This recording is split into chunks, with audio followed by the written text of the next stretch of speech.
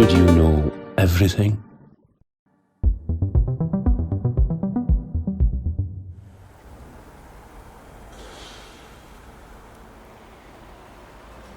Der Brenner ist gegen flüchtende Menschenströme hochgerüstet. Wann die Grenzkontrollen hier anfangen und ob es auch einen Zaun geben wird, bleibt heute unbeantwortet.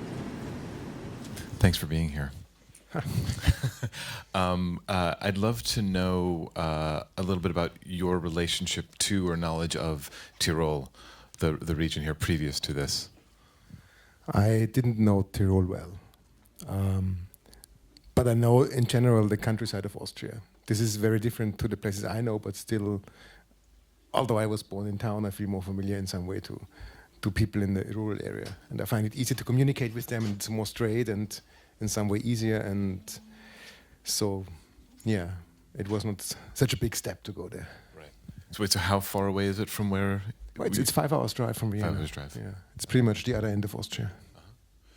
And looking at your body of work, your films tend to, you approach there are different modes that you use for your films, and also different thematic or maybe formal constructions that you use, like a Bendland is in the evening, and Homo sapiens is environments without humans for the most part, or environments left by humans or disrupted by humans.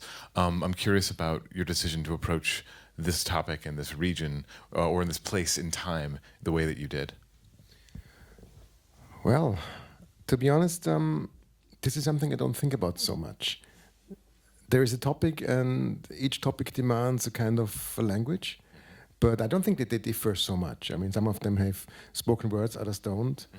But in some way, I mean, I'm interested in making films about human beings, and even Homo sapiens, where you don't see any human being. It's a film about us humans, in my opinion. And this was, I mean, this was a little bit more precise about a smaller area, and it actually was meant to be a TV production, but in the end, money was lacking, so it somehow happened to become a cinema feature film. But what I wanted to do was a film that would be finished as soon as possible and go to the audience as soon as possible, because I really saw this as a kind of an intervention. So I did not try to make something very formally strong, but rather something that is readable in a way. And that would also be readable by future generations, because whenever I'm doing a film, I of course it's films for the present, but I'm trying to make them in a way that if they will be found in some archives in some 100 years from now, they could still be read and understood. So I'm not trying to make some fancy modern documentaries that look modern now and old in 20 years. So I'm trying to rather work with this kind of old-fashioned, established, slow way of filmmaking, where you just sit and watch and hear and think. I don't know if this explains what I think, but yeah, this is kind of it. Yeah. Yeah. No, I mean, and I certainly didn't mean to imply that there's a formal first necessary element to what you're doing, but that there are certain choices that get made in how best to approach a topic and how best to approach the people that you're looking to record. Like over the years, as a film that you shot over a long period of time, and that was the way to capture a certain reality that you wanted to see play out. And so, and this being more of a contained thing, it's less of an intellectual or formal notion, but the best way to capture this. And you're saying that this was a TV show or a TV series, maybe initially. Not a TV. It wasn't a TV series, but okay. I mean, the plan was to do it for television, which would have brought it to the audience maybe a little bit faster. And did that dictate? No, it didn't dictate anything. And the rule is basically always the same. I think you have to spend time with the people. You have to explain them, you have to be with them, you have to not make them rush.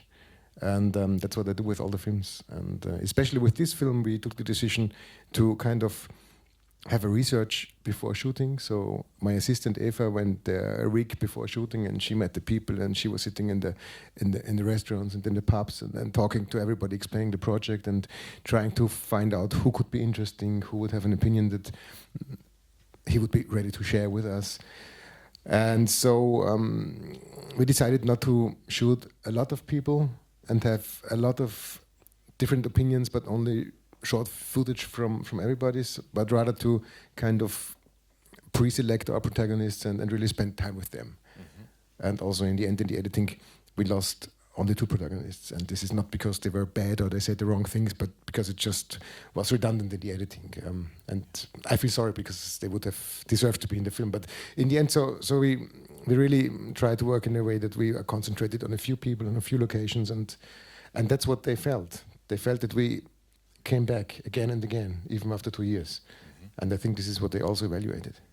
Meaning, over the course of those 2 years, you came back to the same people to have follow-up conversations. Yes. Yeah. I think it's really interesting that there were 2 on-camera subjects that didn't make the film, and that there, as you said, that you did not interview tons of people and then choose these in the editing. But that puts a lot of pressure on who you're actually going to choose. If you're not going to, cover a wide group of people, what went into then? If you could talk a little bit about what went into why you chose the people that you chose to talk to. Of course, I wanted to have a variety of opinions, and you need to find people who are willing to talk in front of the camera in a natural way. Not everybody is able to do this or wants to do this, so this was the basic criteria. And then it's a small place with not many people living, so even finding those people was not that easy, just because there are not so many. The ratio of subjects versus population is... Yeah. Because you said it's also fascinating that you spent time with them and had conversations in advance, because the way that you then shoot them, we film, is almost as if you're having upon them. You're often seeing them in action before they stop and have a conversation with you.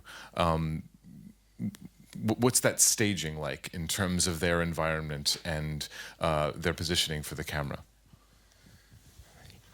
Making a documentary always involves staging. I mean, we are not hiding and filming animals.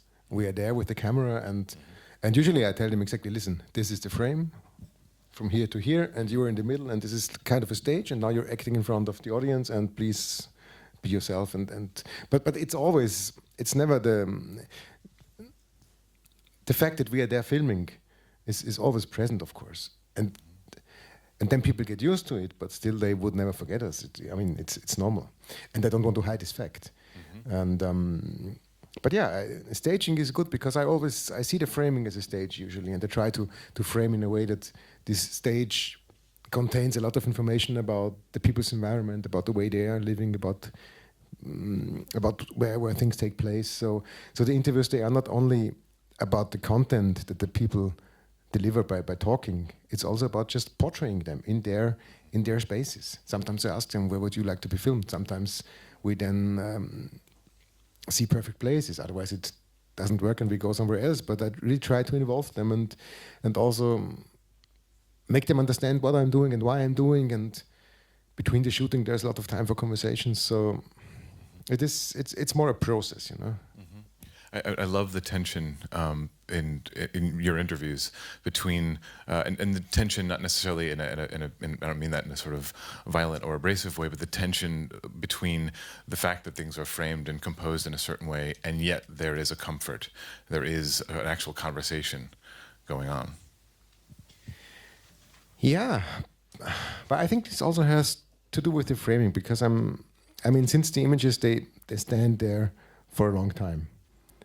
Sometimes for many minutes. So I'm trying to kind of compose the frame. So they're in the frame while you're doing it? They are in the frame, and the frame is really based on photography. So this also, I think the tension also comes from this, that it's like photography, telling stories by itself, and then there is somebody else telling a story within this photography.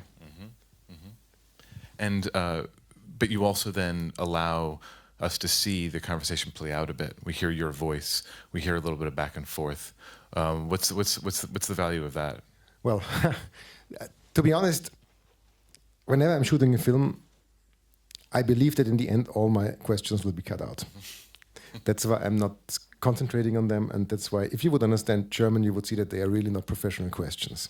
They are rather like keeping the conversation going, and they are very informal. And usually it works to take them out, but in that case, I understood, or I was convinced by the editors that it's more important for the film to have really the conversation as a dialogue, even showing me with my imperfection and asking questions.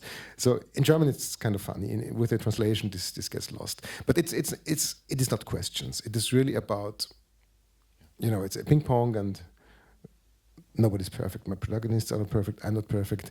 But it's about a mood, and it's the first time in a movie that this is really present like this from myself too. Usually we try to avoid it, but I even think it's right and important that way.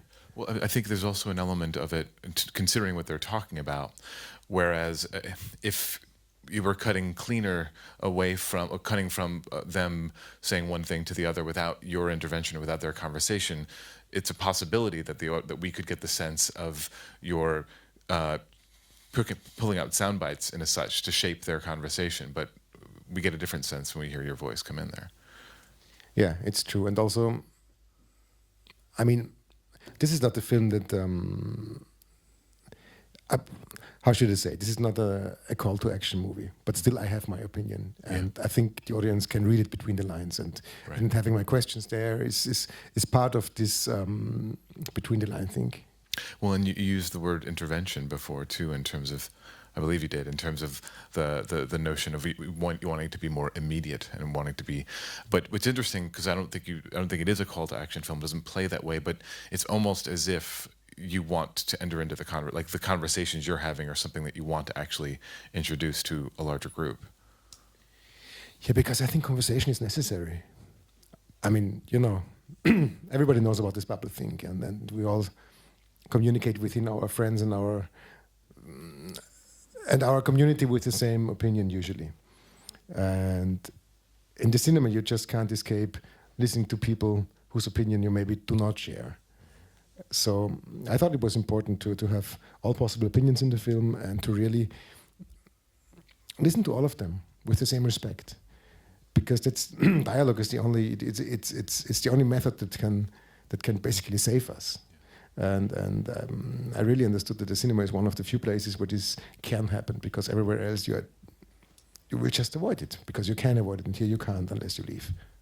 And there's also, it's really interesting, you get this over repeat conversations, but even within the same conversation, that people are surprising us in terms of maybe the collection of ideas that they have, or collections of feelings they have, sympathetic or complicated, or maybe somewhat reactionary, but then also quite liberal in moments. And I would imagine that's also comes from your having known in advance or had some sense of the complicated feelings that people might have had. Or did some of that just come out in the moment?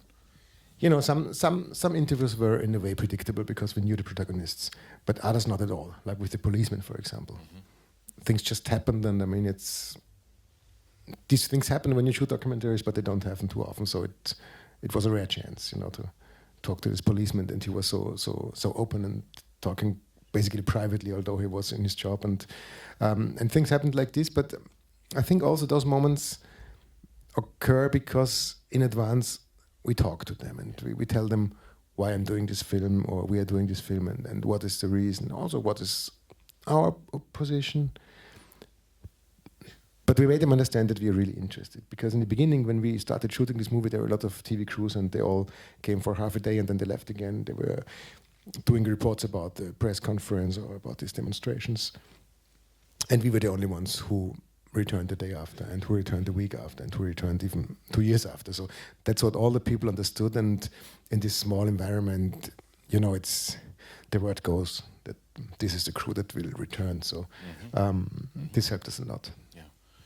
Also, it's also just really interesting thinking about repeat visits, but also the length of the conversations. Like the police officer, you spend that time going through the banality of this space, and have him go through the rituals of how what the course of action should be, and then eventually he starts saying surprising things. It's hard not to wonder whether just simply the presence of you and the presence of the camera over a period of time leads to a sense of reflection. Like I guess a question about what role the camera and the crew can play in terms of what people actually express, whether it's a deeper truth or whether it's a sense of performance, probably a little bit of both. But I'd love to hear you talk a little bit about what you think the effect is on what the film's effect is on those people talking.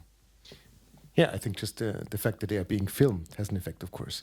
And like with the policeman, I mean, I think we were filming him for an hour or two, starting with the banal things and him showing us the containers and these empty spaces that haven't been in use yet, and then also like, okay, it could be finished now, but the camera is still rolling and we're still asking questions, and then at some point he just, I don't know, conversation starts and there is this understanding that something deeper might happen. I don't think that this is happening on a conscious matter, but in the end, whenever you spend time on a location with the people, you can only win, unless you bore them. But spending time is usually, I mean, that's so crucial. Yeah. And we did not have so much time for shooting. All in all, we had something like 5 weeks over a period of 2 years. So the decision was really necessary to decide, okay, we spend half a day with the police officer, no matter what happens, even if we think after 10 minutes we got it, you know? Is there a self-consciousness that that you can provoke or that can happen over that period of time through through the way that you've staged it and through the way that you are proceeding with the conversation? Is something, do you notice something shift in a conversation through your through your attention? I don't know. I think what people notice is that we always stay respectful, and that the camera always stays respectful. That we, conversation always has to be on the eye level. So, in terms of your, no, not necessarily, but it has to be from. I mean, you know what I mean. And that's probably the key. I mean, this interview with Rosie and her daughter, I think it's like 4 hours of material that we have. Having breaks in between, and we started in the afternoon, and in the end it was dark outside. You mean in the raw material? Yeah. And then we used like 5 minutes or something. And sometimes they got tired, sometimes we got tired, and we had a break, had a coffee, and then she mentioned something off the records and said, hey, okay, that's interesting, let's continue, please. That's how it goes. It's as long as the people don't feel stressed. I mean, they get tired, but they don't feel. I'm trying them not to feel too stressed, at least. What about working? You have a lot of people doing active things, but often doing actual labor too. What does that offer in terms of what you want to capture, but then also what comes through and how they speak? Well, I mean, you get to know the people. And sometimes the labor or what people do 24 hours or at least during the working day also tells a lot. Like the young lady collecting the toll in the booth. It's just a environment that explains so much about this place, but also about her life, about her job, about how she meets people, how she communicates with people. And this is the perfect way into talking about those things. So it's a portrait of her and an interview at the same time. And it's actually it's not a lot of words being talked, because most of the time she's just collecting the money. But those few sentences she says, she has more time to think about, and they are more intense, and they work more natural than in any other situation of an interview. And she doesn't really have time to think about the other element of how to present yourself for a camera, because she has already thought about that as things have been set up. In that moment when you're doing that kind of intense work and thinking through what she wants to express to you, there must be some sort of guard a guard that lifts at that point. It would have to be. I think anybody that would lift for any of us. Yeah, in some way the answers are more immediate, and the other way, still there is time to think. Yeah. And of course, we started shooting her, just doing her job for 10 minutes without asking her anything, so to get into the situation. Yeah. But yeah, I wherever it is possible, I like to film people talking while they're doing their work. Yeah. You didn't talk to, which I think is really fantastic, the moment where the term gets challenged, but you didn't talk to refugees. You really talked to those either working or living in the region. Why is that? For two reasons. First of all, because we didn't meet many. During all the time that we were shooting, we saw maybe 3, 4, 5 people of whom we thought they might be refugees trying to pass the border, but it would be strange to stop them and ask them, are you a refugee trying to pass this border illegally, maybe make an interview with you. And the other chance to talk to them would be to wait at the police station until the police catches them and brings them back. Yeah. And this also would never be a situation where we could talk to them on eye level, you know. I mean, they have other worries. They want to get somewhere. They are probably caught. They have to try it again.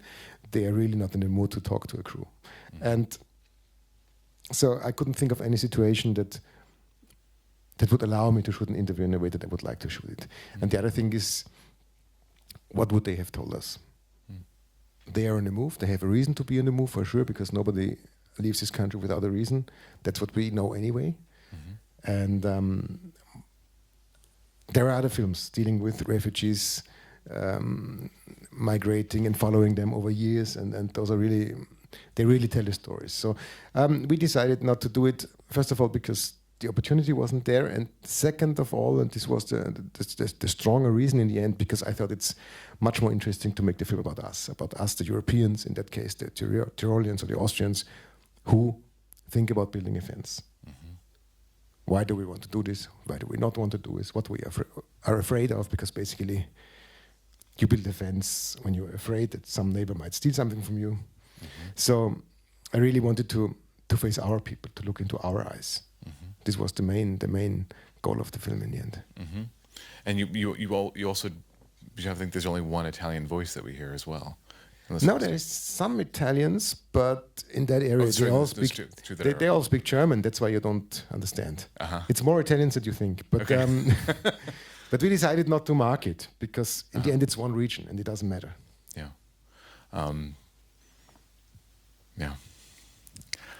We usually don't do this, but if there are a few questions, I would bring it in. Yeah, go ahead. I wanted to ask you about how difficult or easy it was to get access to all these places. So I'm just going to repeat the question because of the camera. A question about access to all of these places, I assume, in terms of different, especially the sort of official spots where you have to get permission, which indeed is surprising, because you really kind of get everywhere. Yeah, I mean, the access to the people, as I told you, this was basically my assistant going there a week earlier and explaining and searching and listening. And about the official locations, I have to say that I was really surprised how easy that was, because I'm not used to this. In Vienna, it's totally different. But the Tyrolean police and the Tyrolean army, they all, I think, understood what the film's aim is, and they wanted to support it. And it's just very informally. And yeah, I was surprised, I have to admit. Maybe one more if there's one. Yeah, back here. I'm wondering, have you shown a film in the region, and how did the protagonists react to their own interviews? Yeah, first of all, we showed the film to the protagonists before going public. And they all agreed, because, I mean, yeah, they said what they think, so why should they change? And in the region, it was pretty much the same. They all kind of agreed, because that's what people think. I mean, one of the things that I often hear here is that this film is not really balanced compared to elections. So you would, in reality, hear more right-wing stuff than in this movie, probably, especially now. 2 years ago, when we started filming, it was a bit different. But this was not the aim of the film. The aim of the film was to show a kind of a balance and to find arguments on both sides. And but other than that, people always agree, because there's nothing to disagree. How can you disagree when people just tell their opinion? You know. Did you, in terms of that political spread of opinion, did you notice if there's the argument that it doesn't reflect the population split in your initial conversations? Was that more reflected in that, or in terms of were there more right-wing opinions that you decided not to include in the film while you were making your initial interviews? Well, there are. If you want to call it like this, there are right-wing opinions. No, of course, no. I mean quantity. But they are not as outspoken as they would be, let's say, in the evening when you have a beer. But this is the choice of the people, how they talk in front of the camera. Right. And how somebody votes is different than how they're actually going to discuss something, and how they might see. There's always going to be more nuance to the way somebody talks, unless they're going to be a robot, basically repeating words they hear from politicians. Yeah, and putting a vote is much easier than having an argument for it. Yeah. I think I saw one more. I'll squeeze one in right here. Sorry, it's the woman behind you. I'm curious to know if when you started the film, you knew that this fence wasn't going to be built, and what would have happened if the fence would have been built? Like, would you make a different film, or how would it have been? I thought that the fence would be built. In the beginning, it was really more likely that they would set up this fence.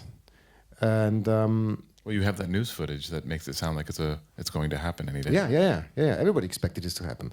The film would be, yes, it would be different, because it would be different in a way that initially I technically wanted to show how Europe is building fences. But then again, we would still listen to all the people around. So it wouldn't change the film so much, but now it's really more about thinking of some idea. I'm happy that the fence was never built. In the beginning, it was a bit complicated because we didn't know where the film would go. But on the other hand, this gave us a lot of freedom, because there was a topic of a fence that would maybe be built, and that was it. And there was a small region and nothing else. Well, in some ways, it is definitely more about the idea. And even if the fence had been built, the scope of it obviously was modest and perfunctory and a bit silly in so many ways. So it always was going to be an idea. You know, I mean, how insistent they are and how like non-invasive it would be. It's so clearly a political ball that they're throwing up in the air rather than something that would have any real effect. So even if it existed, it would still be an idea. And I think your film would still be about the idea of it, because it would be about everyone's opinions. It's true. It's true. And I mean, it's more interesting than the fence itself is the question, okay, where does the idea come from? Who wants to gain profit from this fence? What's the real intentions? The idea of the fence came up when there were elections in Austria. The year after, there were other elections, and then shortly before those elections, the army sent this kind of armored vehicles to this region to stop the influx of refugees who were not there. So it was very obvious what was going on. It sounds familiar a little bit for an election that my country just went through. So I think we're out of time, but this was fantastic, Nikolaus. Thank you so much for sharing the film with us. What is, because of the nature of this particular film and it being in the form that it now is, have you thought at all about the way that it's going to be disseminated in terms of how it can be shown in Europe? And because it does seem pretty urgent. Well, to be honest, I mean, the film was in the cinemas in Austria, and it's still going on in some way. It's okay. In Austria, we had a cinematic release in September, the fastest possible way. Okay. And other than that, the world sales is hopefully trying to find solutions. But I'm not dealing with this. No. I just didn't know if this particular film had a slightly different approach to a release strategy. So I'm glad that. I mean, we had this world premiere, this international premiere here in Amsterdam. So we kind of were waiting for quite a bit of time, and now I guess it will start. Great. Thank you so much. Thank you all. Thank you.